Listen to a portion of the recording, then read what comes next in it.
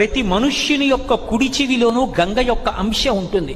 అందుకే ఏదైనా పూజ చేసేటప్పుడు ఆవలింత వచ్చినా శరీరంలో ఉన్న నవరంధ్రాల్లోంచి ఒక్క ముక్కుల గుండా తప్ప ఇంకా ఏ రంధ్రములోంచైనా సరే వాయువు బయటికి వెడితే మళ్ళీ వెళ్ళి స్నానం చేస్తే ఆచమనం చేస్తే తప్ప పూజ చేయకూడదు.